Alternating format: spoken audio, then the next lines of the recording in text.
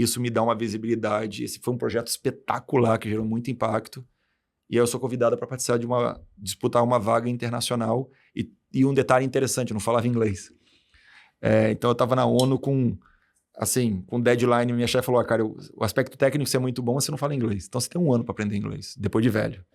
E aí eu usei o meu ano de 2015 para me matar de estudar para conseguir fazer uma palestra em inglês. E em 2017 eu vou para Nova York para ser o chefe global de comunicação, de engajamento digital do Unicef, coordenando todas as ações de engajamento digitais em 197 países. Eu tive a oportunidade de criar toda a parte de influenciadores, que a Unicef ainda não tinha. E de lá eu também participo da equipe global de resposta ao Covid, inicialmente. E aí eu estou muito bem lá, só que a zona de conforto voltou a existir. E aí surgiu uma oportunidade para eu ir para a Índia. Só que a minha chefe, à época, e a minha esposa falaram, não, você não vai para a Índia no meio do Covid. Assim, não tem como de você levar a sua família num país que você não conhece, numa língua, num idioma que você não conhece, que você não sabe como é que está a saúde lá, e aí você está indo para lá. E aí eu decido resign, renuncio o meu posto, um posto concursado, para voltar para o Brasil. E eu tinha recebido uma oportunidade para voltar para o Brasil, indo para a área de estratégia e tecnologia do BTG. Eu volto para essa área, mas eu tinha um foco específico. Eu estava voltando com um projeto debaixo do braço de inteligência artificial.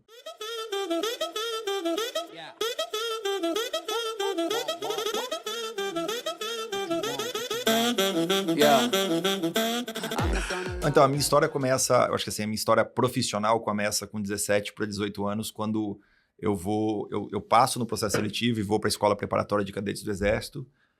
A parte irônica disso é que eu não fazia ideia o que era a SpaceX, que é a escola preparatória, porque eu queria ser engenheiro mecânico. Eu fiz, inclusive, prova na Federal e na Estadual de Santa Catarina para isso, e meu avô, ele insistiu, não, eu tenho um sonho de ter alguém da família militar, por que você não faz essa prova? Eu falei, vô, não tem nada a ver comigo, você é engenheiro em Floripa, assim, esse é o foco. E aí ele me convenceu. Essa parte eu não sabia que era sensacional. E aí eu faço a prova, para sorte dele e minha, eu passei também na engenharia. E aí eu falei, vô, Floripa, não vou mudar disso. Aí ele falou, olha, então, só começa em março. Por que você não vai em janeiro para ver? Na pior das hipóteses, você perdeu um pouquinho de férias, mas você vai ter muita coisa para curtir e vai ver como é que vai que você gosta. E aí eu fui e nunca mais voltei. Então, foi um ano de SpaceX, 4 anos de academia militar. A AMAN, ela é uma das maiores e melhores academias militares do mundo.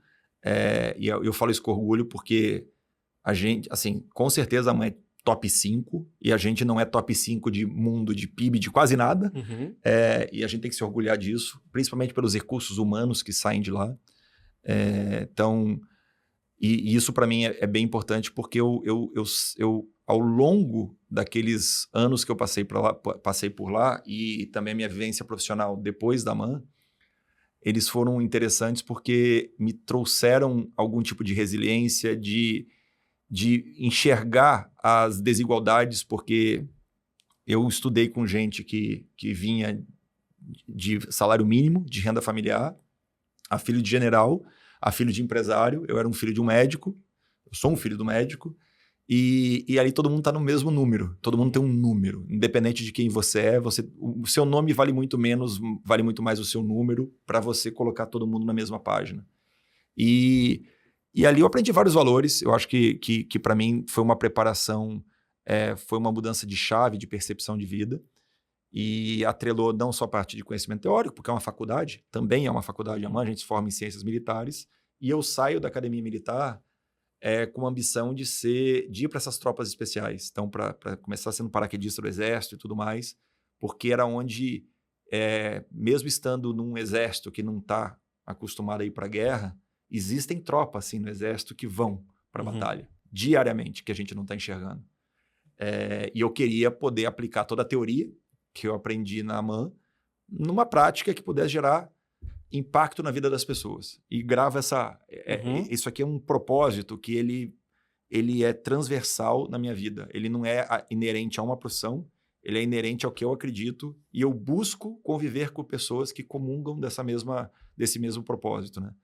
E aí eu saio da academia militar e vou... E não tinha vaga para ir para a brigada paraquedista na época, que era o meu sonho. E eu... tudo classificação, eu podia ir para a selva, podia ir para outros lugares, mas eu queria ir para ali. E aí eu fiquei um ano, eu lembro quando me apresentei até para o comandante no primeiro ano da tropa, né, no 57 Batalhão de Infantaria. Falei, eu vim aqui temporariamente, porque eu vou fazer o PQD, eu vou para a brigada paraquedista. Ele falou, isso você passar, né? Porque, rapaz, o buraco é mais embaixo, mas obrigado para saber que você é doido mesmo, para saber que você tem essa coragem, inclusive, de compartilhar isso, porque se você não passar, o couro vai comer. E ele me apoiou muito quando eu fiz o curso, passei. E aí você muda mais uma chavezinha. Então eu saí de um batalhão tradicional para um local onde são formadas as tropas especiais do Exército. E aí passei a fazer vários cursos lá dentro que me foram aperfeiçoando e cada vez nichando mais, né? Então você vai se especializando em áreas muito específicas. E na medida que eu ia avançando e realizando operações especiais, eu não posso falar, obviamente, aqui, mas eu participei de várias operações reais ao longo desses primeiros anos como profissional no Exército, já como formado. E uma coisa interessante que e aí eu aprendia muito dentro desse desenvolvimento que as pessoas sabem muito pouco do que acontece porque o Exército não sabe falar, não sabe se comunicar de novo. E isso também foi muito importante porque lá na frente eu pude ser um contribuidor de mudar um pouquinho a forma como isso aconteceu. Aqui na enchente, porque faltou comunicação aqui na... Muita comunicação. Nossa, em todos os sentidos, né? Porque o pessoal quer fazer o serviço, ponto. E não está muito preocupado em dar esse tipo de repercussão. E aí, ainda assim, você tem aquela ambição de desenvolver cada vez mais. Não só o seu aspecto profissional, mas o impacto que você acaba realizando. Então, toda essa preparação, ela me deu uma bagagem de resiliência, de entender que nada vem de graça, que você vai ter que ralar muito. Um outro aspecto é que a gente tem medo, e aí eu tento sempre fazer um link com o meu mundo corporativo, empresarial, empreendedor agora. Não é fácil você dar um salto no vazio, não é fácil você ir para frente, que a única certeza que você tem é o que você acredita e você não faz a mínima ideia se aquilo vai dar certo, sabe? Você vai fazer um curso que 10% se forma, 5% se forma. Para que você vai, cara? Você vai sofrer lá por vários tempos. Vai mesmo. Vai porque eu acredito naquilo e eu quero fazer. E fazendo analogia com o que eu faço hoje, o que teve de gente que tinha certeza que não ia dar certo, na verdade, assim, quando você conta a história hoje e as coisas deram muito certo, é muito fácil falar, olha, sempre acreditei em você, tamo junto. Quando precisou, a gente teve pessoas que acreditaram e eu sou muito saudoso e agradecido por essas pessoas e eu carrego essas pessoas comigo e elas me carregam até hoje por causa disso. E isso eu fui construindo desde aquele tempo.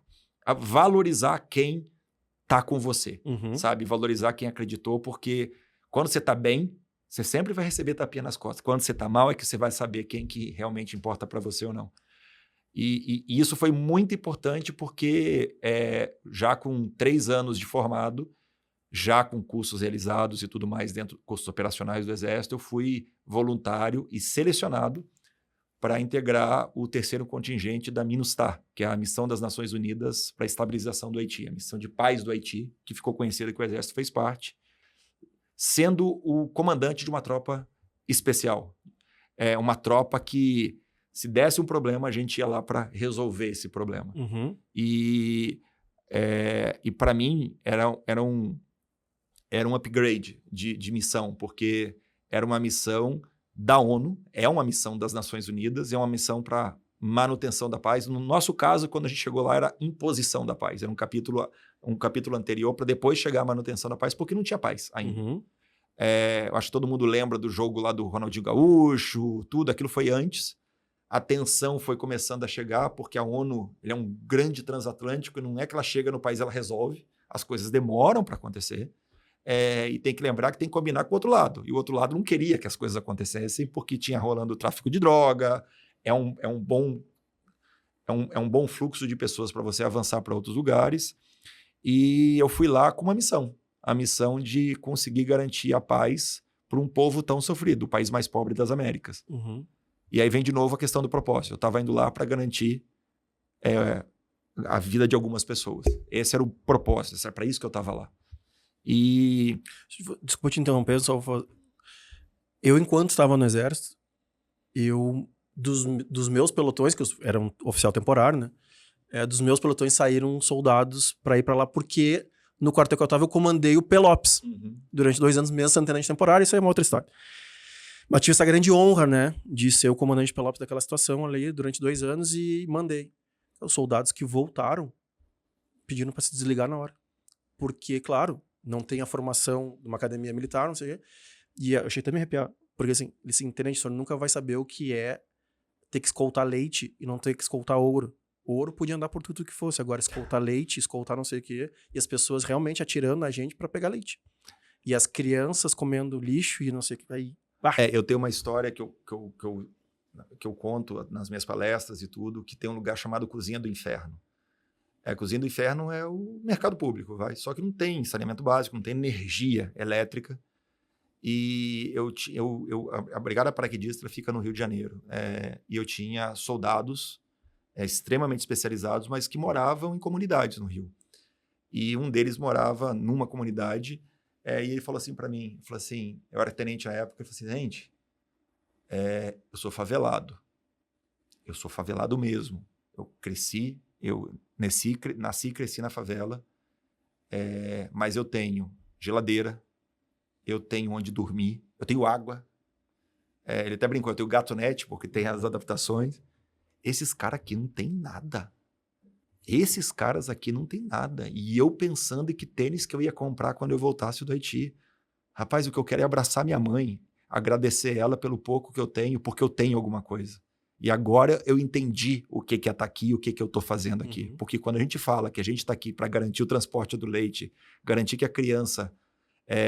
Lá tem uma venda quando a gente estava lá, um biscoito de argila, que eu fui descobrir que era um biscoito. As crianças comiam barro com sal e margarina, porque não tinha o que comer. Quando você começa a ver uma situação dessa, para mim, você começa a se questionar em muitos valores que você tem e reclamar de algumas coisas, sabe? E para mim foi muito importante ter mais esse choque de realidade. Eu nasci e cresci em Santa Catarina, família classe média alta. Na AMAN, você já tem um choque de realidade, porque tem gente de tudo que é tipo de classe social, de visão de vida, visão de mundo, e aí você meio que vai aprendendo a conviver com o diferente. E aí, quando você vai para o Haiti, você tem um choque de realidade que, Jesus, assim, é um negócio inacreditável o nível da pobreza. E você fica feliz que você tem o poder de fazer isso. Então, eu tenho a oportunidade de estar cumprindo essa missão. E que bom que eu tive a sorte e o merecimento e fui voluntário para poder participar de uma missão como essa.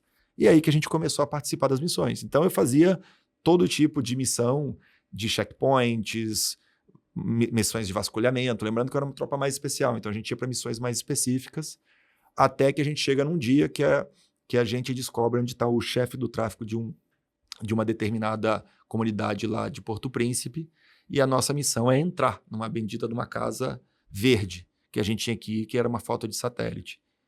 E aí a gente vai para essa missão com todo um esquadrão de cavalaria junto. Eu era de infantaria, ou melhor, eu sou de infantaria. E a gente chega e aí tem uma coisa interessante, porque equipe, você não faz nada sozinho. Eu era o líder do pelotão, hoje eu sou o CEO da minha empresa, mas eu estou num cargo que é o CEO. Hoje eu sou a ponta de lança de um monte de gente que está trabalhando em toda a estrutura da empresa. Eu costumo falar que a gente é uma engrenagem. E cada pecinha daquela engrenagem, ela é essencial. Porque se uma daquelas pecinhas dá problema, a engrenagem não vai funcionar direito ou vai quebrar. E você tem que reconhecer isso. Então, você tem que reconhecer que por mais líder ou em posição de liderança você tenha, você é só um, velho. Desculpa, você não vai fazer aquilo sozinho. Não vai mesmo. Você depende de todo mundo. E numa guerra, e aquilo ali era uma situação de guerra, se os seus colaboradores ou o seu subordinado não acreditar em você, cara, quando você pedir pro cara te proteger da troca de tiro, ele não vai arriscar a vida dele pela sua. Por que a vida dele vale menos que a sua? E vice-versa. Então, você tem que criar um espírito coletivo muito importante para que todo mundo acredite na missão que está cumprindo. E foi o que a gente foi fazer. Aí eu lembro que eu cheguei na bendita Casa Verde, eu conto até no meu livro isso, e não era uma Casa Verde, eram duas. E aí, para qual casa eu vou? Onde é que estavam os caras? E aí eu tive a tranquilidade de dividir a gente em 3, na verdade, para cada um tentar acertar a casa. Eu errei a casa. A casa que eu tinha, na verdade, eu acertei, tinha uma senhora que havia sido sequestrada. E o outro, o líder do tráfico lá, estava numa outra casa, a gente prendeu todo mundo. A missão foi muito bem sucedida, foi um belo contragolpe que a gente deu à época, e aí a gente começa a retornar para a base, quando a gente recebe uma chamada dos jordanianos pedindo ajuda um outro lugar chamado Cité Solé, que eles estavam tendo troca de tiros com gangues adversas. E aí, quando a gente chega lá, o nosso comboio é emboscado e eu sou alvejado e ferido por um tiro de AK-47 no coração. E aí, minha vida muda de novo. Então, assim, eu não sei o que todo mundo aqui que está escutando sabe o que é um AK-47. Depois dá uma pesquisada, mas é um tiro de fuzil, 7,62, curto, assim, que não é para deixar a pessoa viva se ela bater no coração. Quis o destino que o tiro pegasse em mim, rompeu a artéria, subclave e tudo mais. Eu morri por 8 minutos. Na palestra ele avisa quem tiver alguma fraqueza, não olha a próxima foto. E aí ele avisa, as pessoas ficam olhando e realmente... Volta e meia desmaia, né? Não, volta e meia não, na palestra que eu tava a primeira, 8 pessoas foram solo. Agora, em dezembro, teve mais uma, inclusive. Mas eu mostro primeiro porque as pessoas têm que acreditar que... Porque quando você começa a contar, vira uma história... da carochinha, cara, não é possível que isso tudo está acontecendo. E como eu tenho provas materiais que eu consigo mostrar, eu gosto de mostrar para você sentir. Eu acho que o tiro, para mim, ele foi uma mudança de paradigma na minha vida também, porque eu conquistei muita coisa na minha vida militar, os meus objetivos, todos os cursos que eu fiz, eu buscava fazer me aperfeiçoando, e ali foi mais uma chacoalhada para falar assim, velho, você voltou... Você deu alguns degraus para baixo para você refazer a sua vida. Eu tomo tiro e eu tenho orgulho de falar que eu precisei de sangue, muito sangue. Eu perdi quase 80% do meu volume sanguíneo de sangue por causa da artéria. Então, não é que eu morri, meu coração eu parei de respirar por causa do tiro só, não, porque não tinha mais sangue, não tinha o que circular. E eu recebi transfusão direta de militares do meu pelotão. Do meu comandante, todo mundo que estava ali, quem tinha sangue A positivo, que eu falo que é o Silva do sangue, e recebi, e hoje eu carrego comigo o sangue de 13 pessoas que doaram diretamente para mim, tentando salvar a minha vida. E eu falo que eu sou quase uma ONU dentro do que aconteceu, porque era um hospital argentino com vários médicos de tudo que é lugar, com sangue brasileiro, solo haitiano, e eu fui salvo por ali. E eu fui transferido para a República Dominicana e eu fui salvo por um dominicano, que ele resolveu não amputar meu braço. Dali foram 2 anos e meio internado em hospitais, 6 meses no Hospital Central do Exército, no Rio de Janeiro, 2 anos no Hospital Sara Kubitschek, que é dos mais importantes hospitais de reabilitação do mundo. E mesmo no Sara, para a gente entender o poder que a gente tem, e como, dependendo do seu mindset, você consegue contaminar para o bem as pessoas. Eu cheguei e eles me avisaram que eu não cheguei lá no Sara para recuperar o movimento do meu braço, que até então não mexia. Eu cheguei lá para aprender a viver com um braço só. Porque toda a história em relação ao tipo de lesão que chama PAF, perfuração por arma de fogo, ela tem 2 tipos de lesão. Uma lesão de calor, porque ela sai queimando tudo, e a de impacto. Então, não era para recuperar nenhum nervo e nada. Então, eu fui lá para aprender a viver com um braço só. Eu fui lá para ficar 15 dias e eu fiquei 2 anos. O meu braço voltou a mexer, sem explicação na medicina. Eu saí de lá com várias órteses desenvolvidas que hoje são utilizadas para o paciente, porque as pessoas passaram a acreditar na minha loucura, que eu achei que eu ia recuperar meu movimento do braço. E eu tenho um aprendizado bem importante e eu falo isso também nas histórias que eu conto e tudo mais, que independente do que falam para você, sacramentado para você, se você acredita, também não é para ser louco, mas assim, a nossa cabeça vai muito mais longe de onde a gente imagina. A nossa força de vontade vai muito além do que a gente imagina. E uma coisa que eu percebi nesses 2 anos e meio é que toda vez que eu estava triste, eu contaminava o ambiente, as pessoas não se sentiam tão bem. Quando eu recebi as pessoas por um sorriso feliz, e eu sou muito grato dos 6 meses que eu fiquei internado mais grave no hospital, antes da reabilitação, os 180 dias eu recebi mais de 180 visitas. Todos os dias tinha alguém, e eu falava que eu não tinha direito de receber uma pessoa que estava se dando ao trabalho de me visitar triste. Eu tinha que estar feliz. E quanto mais feliz elas chegavam, mais feliz eu ficava e melhor eu me sentia. E isso foi uma bola de neve positiva, sabe? Tem aquela gentileza gera gentileza, isso serve para muita coisa. E aí eu saio de lá, eu saio do Sara para ser pai, e aí passei por várias aventuras na minha vida pessoal, porque a adrenalina de saúde não é só comigo, é com toda a minha família, e venho passando por todos esses desafios. E aí eu vou para um novo desafio, é que eu sou uma pessoa que tem uma lesão no braço, que mexe mais ou menos, que só sabe ser militar e tem que se reenquadrar com 30 anos de idade no mercado corporativo, no mercado profissional, civil, e teoricamente não tinha nenhuma experiência de vida. Tu tá pulando, toma uma água aí, mas tu tá pulando a parte da natação também, né? Só essa parte tu tá pulando. Mas tudo bem, a gente tem mais 35. Não, dá tempo, depois eu vou voltar. Porque eu quero que tu pincele um pouco também, cara. E, sim, tem várias empresas que tu passa, né? Tem uma pequena, né, entidade, tem a tal da Unicef aí. Não, essa parte eu vou contar. Eu acho que assim...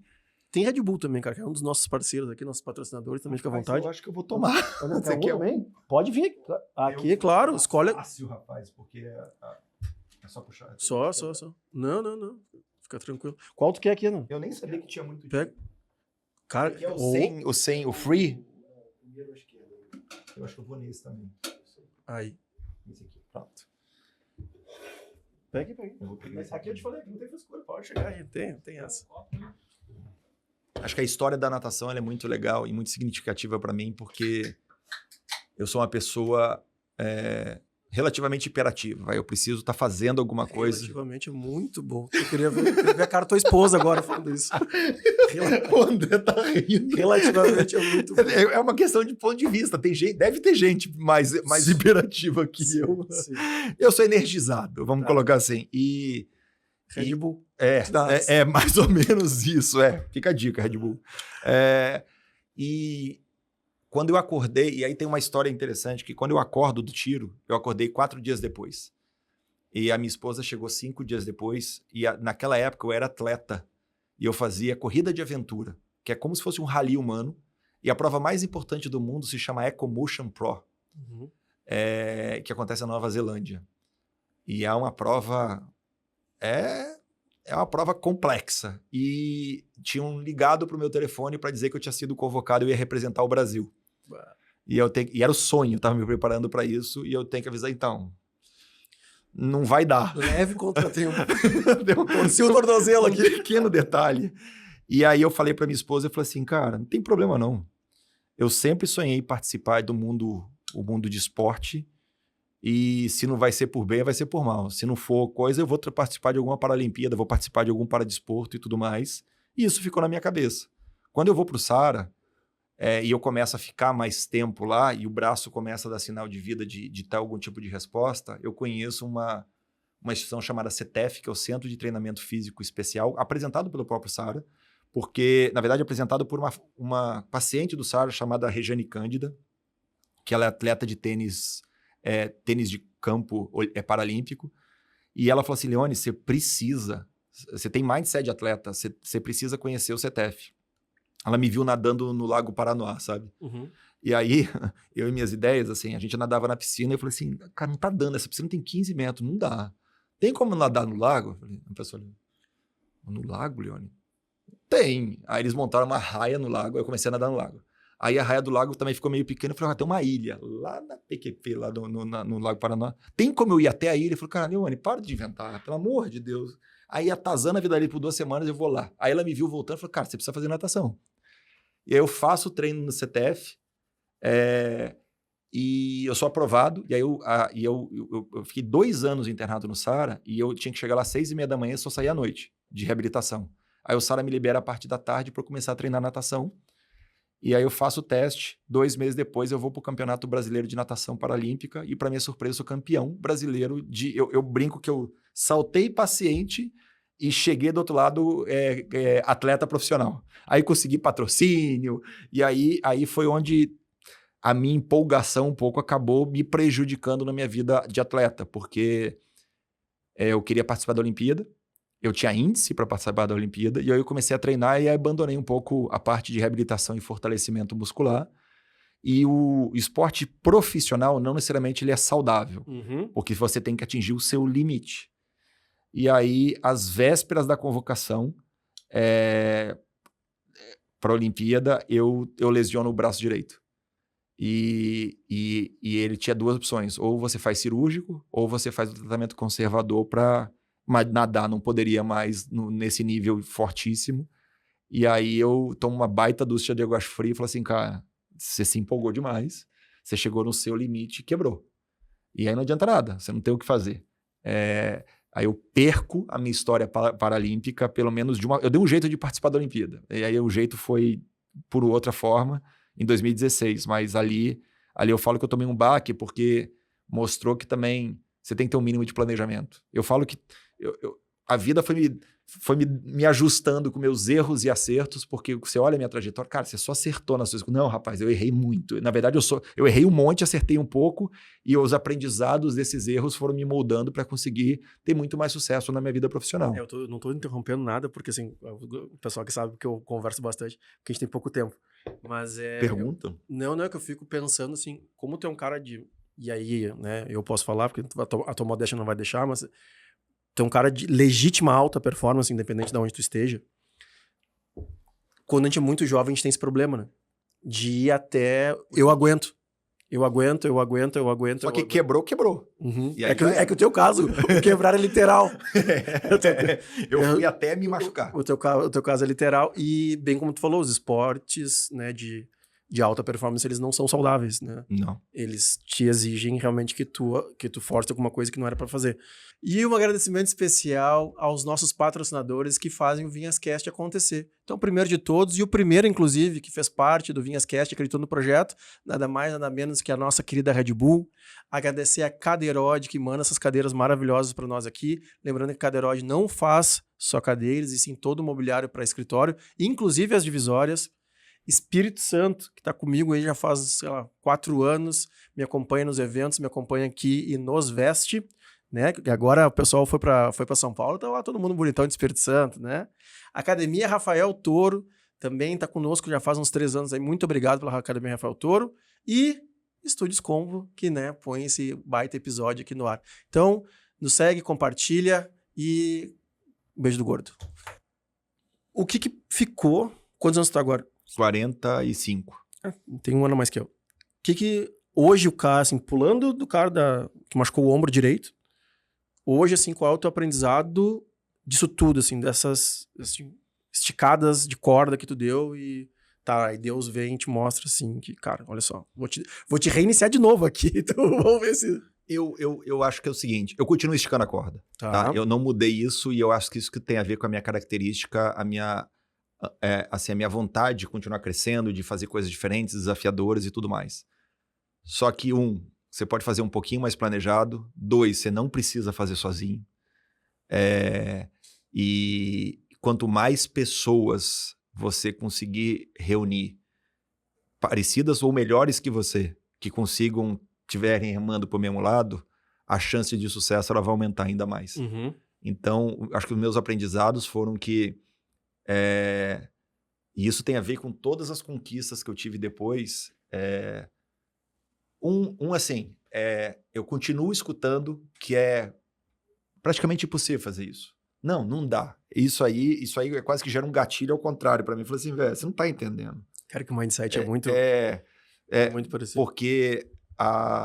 Porque normalmente a pessoa fala que não dá e ela nem tentou. Na verdade, ela só acha que não dá. E isso aí eu aprendi, e isso não é uma característica do brasileiro, tá? É uma característica do ser humano. A gente tem uma tendência a buscar a zona de conforto. Eu participei de uma conversa com o Ricardo Amorim, e ele me lembrou uma coisa, Leone, mas não vai achando que todo mundo vive e se sente muito bem fora da zona de conforto, porque a gente é minoria, não é maioria. E não tem problema nenhum, cada um tem a sua característica. Mas quem opta por viver um pouco mais fora da zona de conforto você tem que estar preparado para aguentar isso. Eu acho que o outro aprendizado para mim é que ela foi me preparando melhor para fracassos e para sucessos e entender que o sucesso é temporário, o fracasso é temporário e vai passar, o tempo vai passar e você vai ter condição eu falo o seguinte, cara, se não der certo ainda, é que não chegou no final vai dar certo. E você tem que aguentar isso, você tem que ter capacidade de aguentar a porrada. E eu acho que eu fui deixando a minha mochila cada vez mais com carga maior e eu tenho capacidade de aguentar muito mais porrada hoje. E isso me preparou muito que empreender não é nada fácil. Pelo contrário. E traz outras responsabilidades. Apesar de, por exemplo, na minha vida do Exército como atleta, eu praticava, ou fazia parte de uma equipe, mas eu fazia muita coisa individual. Quando você começa a trabalhar em empresas e você é uma liderança da empresa, todas as suas decisões elas têm consequências diretas em famílias, zilhões de famílias, nos seus clientes e tudo mais. É um pouco o que acontecia no Exército para as minhas missões. E esses foram os aprendizados para você mensurar a consequência disso. Não é todo mundo que tem que comprar seu sonho, não é todo mundo que vai comprar isso, e você tem que ser muito justo com as pessoas. A gente estava numa reunião executiva agora há pouco, e a gente é uma startup agora que está crescendo rápido, maravilhosamente, com todas as dores que acontecem em relação a dores de crescimento, ainda mais falando de inteligência artificial.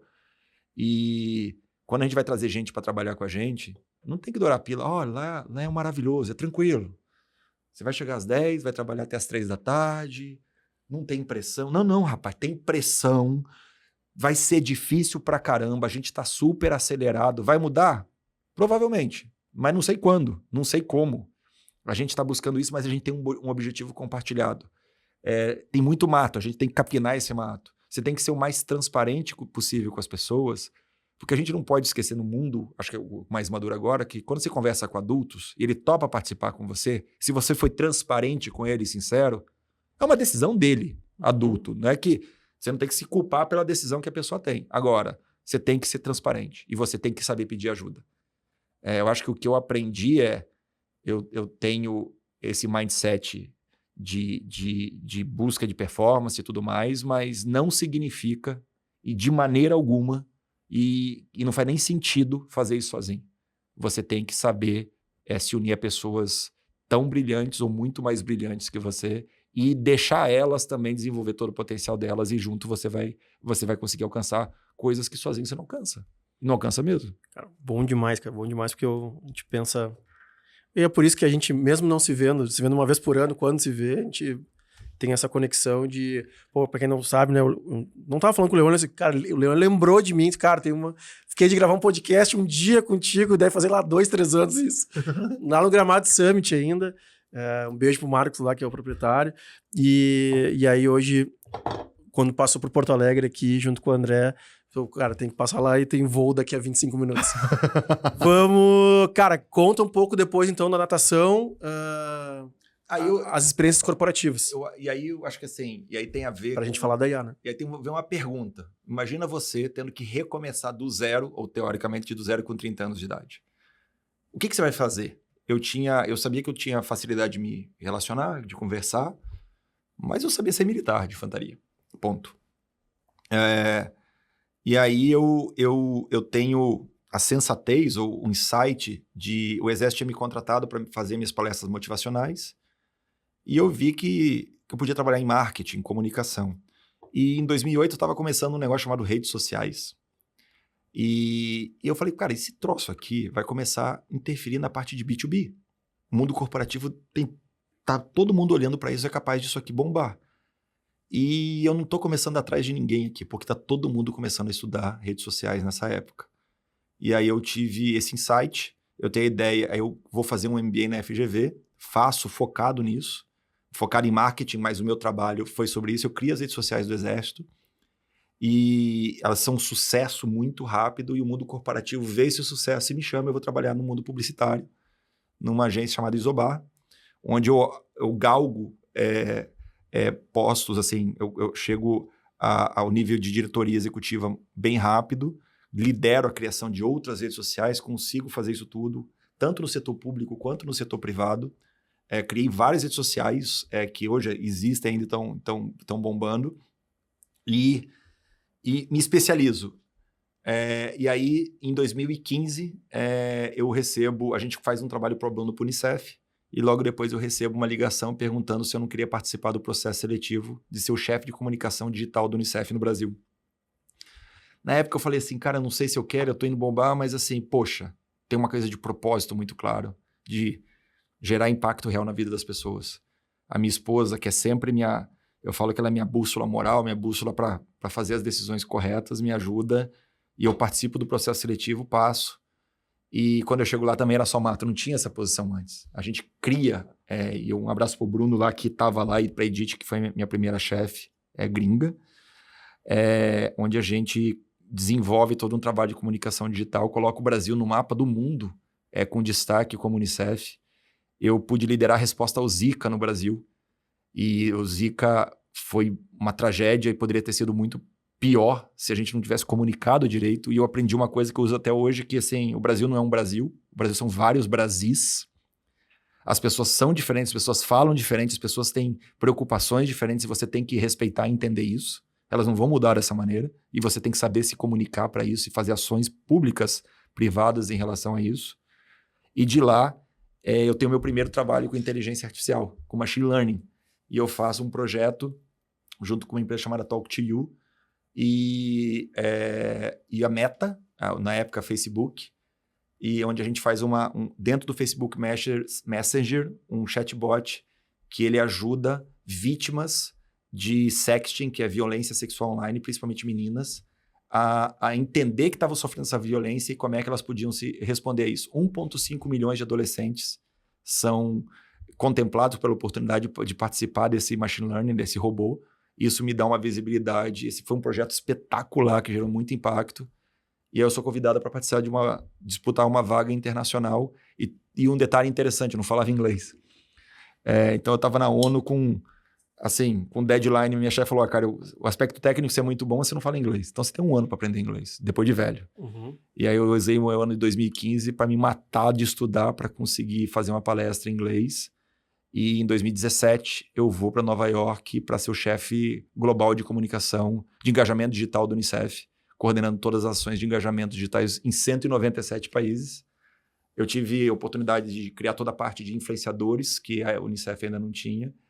E de lá eu também participo da equipe global de resposta ao Covid, inicialmente. E aí eu estou muito bem lá, só que a zona de conforto voltou a existir. E aí surgiu uma oportunidade para eu ir para a Índia. Só que a minha chefe, à época, e a minha esposa falaram, não, você não vai para a Índia no meio do Covid. Assim, não tem como de você levar a sua família num país que você não conhece, numa língua, num idioma que você não conhece, que você não sabe como é que está a saúde lá, e aí você está indo para lá. E aí eu decido resign, né? Renuncio o meu posto, né? Um posto concursado, para voltar para o Brasil. E eu tinha recebido uma oportunidade para voltar para o Brasil, indo para a área de estratégia e tecnologia do BTG. Eu volto para essa área, mas eu tinha um foco específico. Eu estava voltando com um projeto debaixo do braço de inteligência artificial, que de novo podia gerar muito impacto na vida das pessoas, que é um projeto de Alzheimer. Mas não era possível fazer esse projeto, porque não existia tecnologia para fazer. Ele é um projeto chamado Biographer, ou biografia, onde a IA ela entrevista o paciente de Alzheimer, o seu cônjuge, seus familiares e amigos, e ele pega as principais histórias positivas, as bold memories, e ele entrevista, reescreve essas histórias sobre a ótica do paciente, sintetiza a voz do paciente e diariamente o paciente escuta suas próprias histórias contadas por ele mesmo. E isso ajuda a retardar os efeitos do Alzheimer. Está sendo feito um estudo clínico agora, mas não era possível. E aí, com todos os contatos, ninguém nos Estados Unidos sabia fazer, me apresentam 2 caras. Um cara chamado Rodrigo Malócio, outro chamado Marcelo Chapa, e falou assim, olha, esses 2 caras, um médico e um físico, estão dizendo que dá para fazer isso. Falei, cara, mas os caras são lá de Porto Alegre. Eu voltei, a gente tentou na Califórnia, tentou em Nova York, os caras lá de Porto Alegre vão saber fazer. Assim, não consegui. Ele falou assim, escuta. E eu sempre vou escutar, sempre vou estar aberto para uma oportunidade.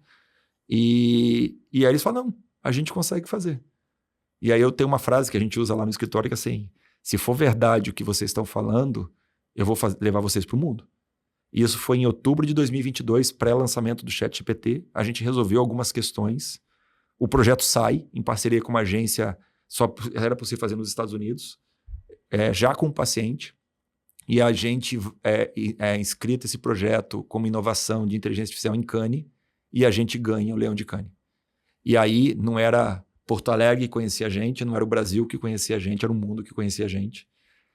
Após isso, para fazer o Biagra funcionar, várias questões de inteligência artificial generativa foram solucionadas, e a gente é abordado por uma empresa pequenininha chamada NVIDIA, e a NVIDIA falou, olha, vocês estão fazendo alguma coisa um tanto diferente lá, a gente quer conversar com vocês e convidar vocês a fazer parte de um programa chamado Inception, que é o programa de aceleração, digamos assim, da NVIDIA. Ela não dá dinheiro, mas ela te dá recursos de crédito, de recursos humanos principalmente, e um stamp, um selo muito importante, que cara, a NVIDIA acredita nessa empresa. E aí a gente já tinha ganho o Cannes, depois a gente saiu ganhando mais alguns prêmios com esse projeto. A gente fala assim, olha, então, a gente tem aqui um projeto um pouquinho mais ambicioso, a gente viu que existe o ChatGPT, estão lançando outros modelos, e a gente queria lançar o modelo mais robusto do Hemisfério Sul. Um modelo que falasse brasileiro, que entendesse o Brasil, que fosse soberano no Brasil, que fosse multilingüe, mas que ele soubesse do Brasil sob a ótica do brasileiro. Eu não quero perguntar para o ChatGPT sobre o Brasil, porque ele não foi feito por brasileiro. Ele vai ter uma ótica diferente. E eu lembro de uma pergunta que eu fiz, eu conto isso sempre, e isso foi um dos gatilhos que a gente teve. Eu perguntei quem inventou o avião, na época, para o ChatGPT, e ele falou, os irmãos Wright. Não, filho, não foi os irmãos Wright. A gente sabe, a gente aprendeu na escola que foi o Alberto Santos Dumont, lá em Paris. E ele não respondeu. Ele citava só lá no nota de rodapé. E isso tem uma coisa muito mais gigantesca do que esse exemplo. Uhum. A IA, ela vai penetrar cada vez mais em todos os setores. Ela vai participar da nossa cultura. Ela vai definir o conhecimento que a gente tem sobre a nossa história. E a gente não quer deixar que a nossa história seja contada por alguém que enxerga a gente de fora.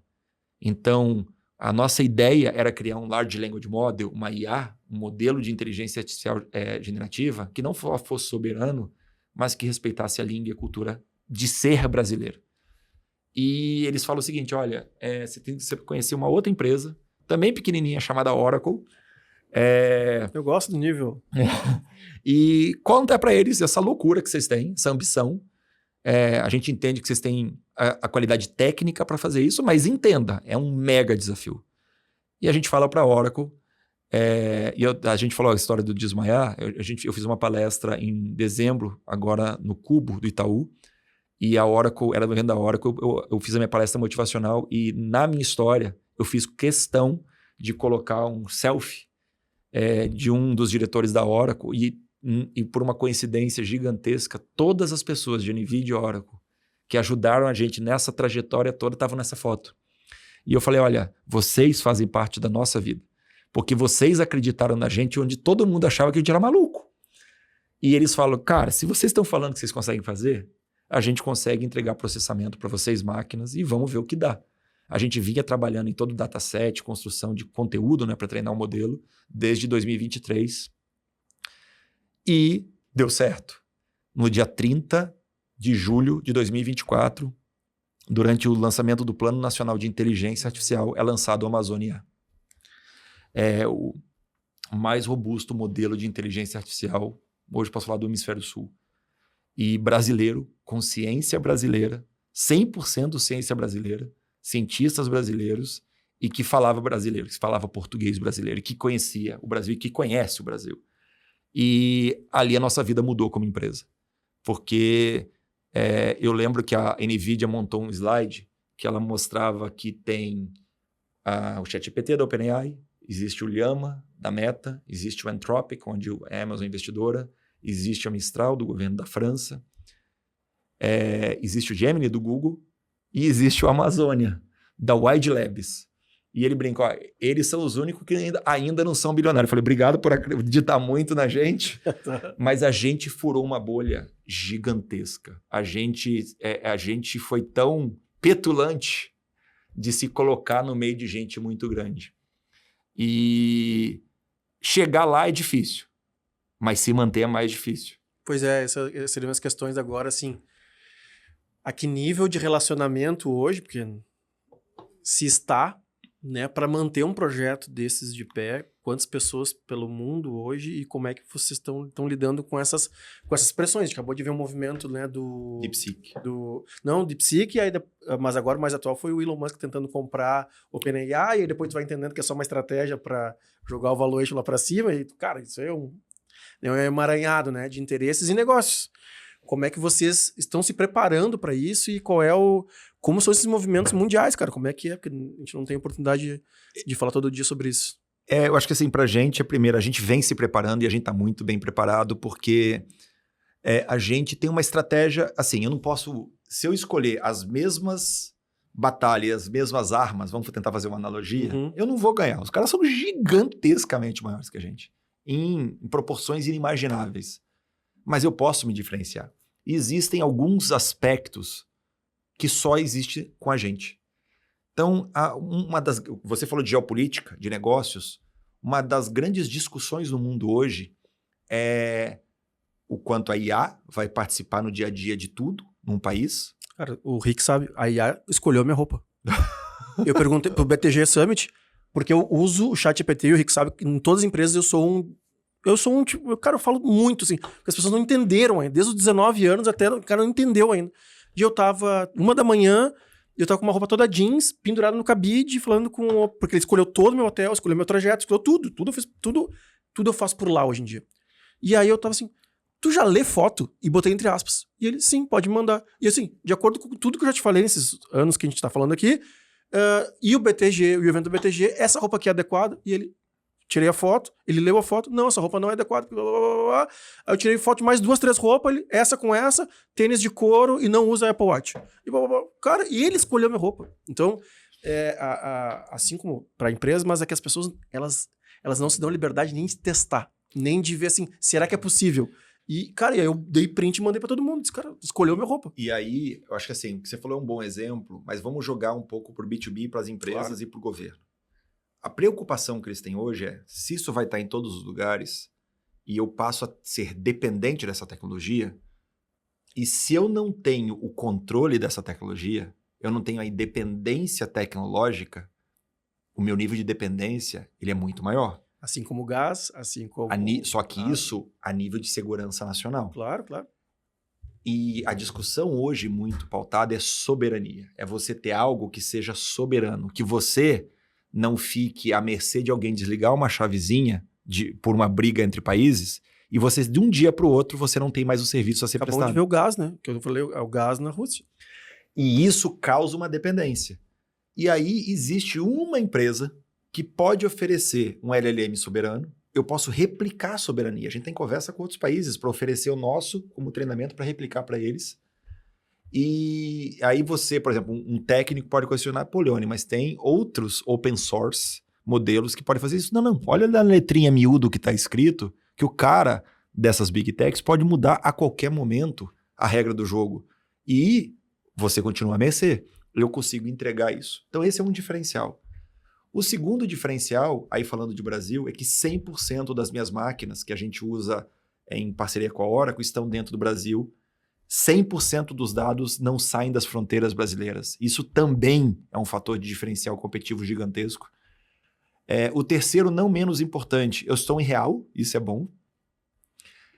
O quarto, eu existo e eu sou um executivo, eu estou aqui. A gente tem uma brincadeira que o Ministério Público, ele é nosso cliente, o Ministério Público aqui do Rio Grande do Sul, ele fala que ele gosta da gente porque a gente pode ser preso. Uhum. Mas é uma brincadeira, real, claro, porque são executivos que têm poder legal perante a empresa, que estão morando no Brasil e tomam decisões aqui no Brasil. A gente é responsável, tem responsabilidade legal disso. Não é todo mundo que consegue ter isso. E a outra a Wide Labs não nasceu como uma empresa desenvolvedora de modelos, ela nasceu como uma empresa desenvolvedora de soluções de inteligência artificial. E eu continuo fazendo. Então, hoje, quando eu chego para governos ou para o setor privado, com uma dor que eles estão, eles não querem contratar um LLM. Eles querem resolver o problema deles. Eu quero uma solução de atendimento ao cliente. Eu quero resolver problema meu jurídico. E eu tenho essas soluções. Então, hoje, eu falo assim, mas qual modelo eu vou contratar? Não. Eu estou te fornecendo um pacote, um bundle. Você comigo, eu posso te entregar o LLM, que é o Amazônia, e por sinal, ele vai performar melhor em português que os outros, e eu vou te entregar a solução completa. Só que a gente ainda tinha alguns problemas. O Amazônia, ele não tem... O Amazônia grandão, ele nasceu em julho do ano passado, e ele, apesar de ele ter recebido alguns upgrades, ele ainda não tinha transcrição, ele ainda não tinha imagem para texto, ele ainda não tinha outras funcionalidades, outros modelos. E a gente deu esse passo a mais semana passada, quando a gente lançou 3 modelos. O Guará, do Lobo Guará, que escuta muito bem, ele é o de transcrição, em estado da arte para a língua portuguesa, com sotaques. Então ele entende gaúcho, ele entende nordestino, ele entende manauara, ele entende carioca, paulistano e por aí vai. Eu tenho o Arpia, que enxerga muito bem a imagem e transcreve aquela imagem, de imagem para texto. E eu tenho o Golia, que é um besourinho da Amazônia, que é muito rápido e muito forte e muito eficiente, que é o Amazônia Mini nosso para performance, para funções específicas. E agora com isso tudo, e mais as soluções que a gente está vindo trazer, a gente ainda está focado em B2B, e eu vou te convidar a testar o Amazônia, que você vai ver a diferença. Mas ele começa a agregar soluções. Eu queria te perguntar isso agora para a gente tem mais 5 minutos. É assim, como é que usa? Eu acho que assim, se você é pessoa física, a gente tem gratuitamente para você testar amazoniaia.com.br. Você acessa lá, é só se cadastrar e usar. Se você é empresa, você pode entrar em contato, lá tem um formato. A gente já tem soluções. Eu falo que a gente não tem muita solução pronta. Eu tenho muita solução, eu tenho muita tecnologia pronta. Isso me dá um diferencial competitivo gigantesco. Eu não posso falar quem é o cliente aqui em Porto Alegre ontem, que ele estava muito insatisfeito com uma grande empresa que prometeu para entregar algo de A e não conseguiu entregar. E aí a gente, na hora, ele perguntou, cara, vocês conseguem resolver isso? Eu falei assim, consigo, mas demora o quê? Menos de 1 ano? Eu falei, não, a gente consegue resolver em 1 semana. Eu falei, mas como que você consegue resolver em 1 semana? Não, porque a gente tem tecnologia para isso. E tá aqui. Então. E ainda de quebra, esse eu acho que é o principal diferencial. As grandes corporações vai tratar você como algo mais tabelado. Ela vai te entregar soluções standard. Eu vou entregar algo personalizado para você. Então, por isso que a gente primeiro focou em B2B. A gente vai vir a gente tem planejamento agora no início do 2º trimestre ir para o B2C. Ter aplicativo, ter todas as soluções. Com um foco muito mais nesse diferencial. Eu faço uma brincadeira com o jornalista e ele falou, Leone, mas qual que é a diferença? Eu falei assim, faz a mesma pergunta, faz uma pergunta sobre você. Olha a diferença da resposta. Olha a forma como a Amazônia te entrega as respostas. Porque você vai enxergar que é um brasileiro falando. Essa é a diferença. A forma como a gente presta atenção no que é importante ou não. Sabe? Isso é muito importante. E na outra questão, o último diferencial nosso é, se por acaso não está performando tão bem, se você tem um problema com todas essas, como é que você vai reclamar? Tem um saque? Não tem um saque. Alguém lá nos Estados Unidos vai te responder algum dia. E se é que vai te responder. Não, cara, me liga. A gente melhorou o nosso modelo baseado em feedback do cliente. Com certeza. E isso é um grande diferencial. Porque eu tô ali para resolver o problema do cliente e ele conseguir desenvolver os projetos. E é isso que a gente vem crescendo. E aí, a gente hoje tem muito cliente, a gente tá rampando muito. Então, assim, para quem quer conhecer a Amazônia, entra lá, entra em contato com a gente pelas minhas redes sociais, fica à vontade. Eu agora tô tendo redes sociais de verdade. E fala com a gente, porque... Já fala elas aí. Nelson Leone em qualquer uma das redes, do LinkedIn, acho que principalmente ali no LinkedIn, no Instagram, onde eu tô publicando mais. Entra em contato com a gente, que eu vou poder direcionar para a área certa da empresa. A Wide hoje ela tem escritório físico aqui em Porto Alegre, em São Paulo e brevemente em mais uma região, que a gente está crescendo por causa dos clientes. E a gente tem apetite para crescer muito esse ano. A gente está expandindo muito o time mais que vai dobrar esse ano, ou triplicar esse ano de tamanho. E a nossa expectativa é que a gente o nosso foco é América Latina e Brasil, e eu quero entregar soluções que resolvam o problema do cliente e, ao mesmo tempo, que ele continue comigo. Porque quando a gente entrega a solução, eu não vou abandonar o cara, eu vou continuar prestando serviço para ele evoluir. E a gente tem, com certeza, a solução certa para o seu problema. É basicamente isso. Demais. 1 minuto, nós temos aí, ó, 2 minutos. Nelson Leone, de todos os teus conhecimentos de mundo, exército, inteligência artificial, vai acontecer o... Como é que é o nome do filme? O Exterminador do Futuro? A gente não é a Skynet. A gente não é a Skynet. Eu diria o seguinte... Que tu... Cara, assim, aqui tudo é suposição, né? O exercício de futurologia, Isso. eu acho que assim... Primeiro uma coisa para todo mundo, assim, a inteligência artificial vai entrar cada vez mais na nossa vida. E ou por medo dela, ou por curiosidade dela, a gente tem que aprender sobre ela. Assim, você tem que entender que quando você interage com alguma IA dessa, principalmente essas IAs que a privacidade de dados ela é relativa, quando você não está pagando nada, preste atenção que de repente o produto é você. Com certeza. E estão absorvendo essas informações. E isso é para B2B também, porque a gente está sendo muito inocente. Eu conversei com instituições grandes. Ah, não, mas eu estou subindo em tal lugar. Eu falei, tá, você acha que esse dado está indo para onde? Ah, não, mas eles não vão absorver esse dado. Eu falei assim, com qual garantia você está subindo dados sigilosos da sua empresa? Pelo amor de Deus. E essa é uma oferta que a gente tem. A gente tem a garantia de soberania dos dados da empresa também, tá? É muito legal. Mas em relação ao aspecto futuro, eu acho que é o seguinte. Primeiro, aproveita, estuda isso aqui. A gente vai ter... Vocês têm um minuto. Vocês têm um produto de ensino? A gente Uma faculdade IA, alguma não, coisa assim? A gente não tem. O que a gente tem, eu não posso falar exatamente, dar todos os detalhes que está para sair, mas eu prometo divulgar para vocês. A gente tem uma plataforma B2B que a gente chama de gestão de conhecimento. É algo que você vai poder transformar a sua própria empresa um sisteminha de IA para você, que ela vai saber tudo sobre a sua empresa. E você não precisa dar dado para ninguém. Os seus dados ficam com você. E isso, eu acho que vai ser a nossa maior preocupação. A privacidade e o valor do nosso conteúdo como pessoa física e como pessoa jurídica. Porque se a gente se tornar extremamente dependente, não ter o controle disso, de um dia para o outro, alguém desliga uma chave e você não tem mais o que fazer com aquilo. Cara, muito obrigado, Nelson. Assim, ó, cronometrado, vou entregar às 4 horas. Eu, cara, não tenho palavras, muito feliz por ti, toda a saúde do mundo, pra ti e pra tua família. Obrigado. André, foi um prazer te conhecer, cara. Quero muito voltar a conversar contigo, aprender um pouco, né, dessa magnitude toda de eventos. Sabe cara que a gente falou, que eu falei, que acreditou, que embarcou junto... E consegue estar remando. Então, esse é um dos exemplos, entendeu? Parabéns, cara, parabéns. E que felicidade saber que o cara trabalha com eventos, ainda em eventos sequestros. É muita coincidência em um lugar só. Toda a sorte do mundo para vocês, um bom voo agora. E vou experimentar a Amazônia IA agora já vou botar ela. Porque a parte da soberania, e isso vai ser... Que pena que a gente não... A gente tinha que fazer só para explicar. Falar sobre o que é soberania. Porque as pessoas não entendem. Ela, tipo assim, se tiver que usar outra, eu vou usar outra, mas é que o futuro, ele... É que o futuro não é daqui 10 anos. Exatamente. Daqui 2 anos. Exatamente.